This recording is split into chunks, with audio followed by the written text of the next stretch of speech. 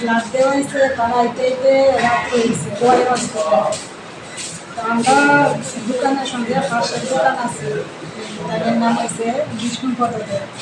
আইনে আমরা বাড়িতে রোজ দিন আসা যাওয়া আছে।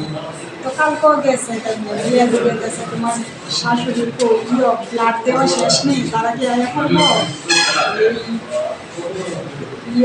ব্লাড পাইছে নি ওদের পিতা খবর টবর এইসব তারা মানে তাইলে পুষ্ট হয়েছে লই আসে এই ঘরের ভিতরে ঢুকছে তার ঘরের ভিতরে ঢুকছে, আমিও ঢুকছি।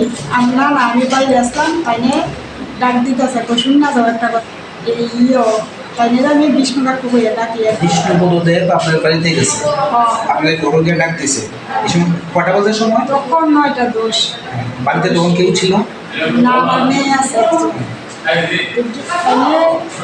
তাইনে রোজ দিন ওই যাওয়া আসা আছে, কালকেও গেছে। যাওয়ার পরে আমার ডাকিছে শুনো আমি করছি যা ওই তো আয়ো।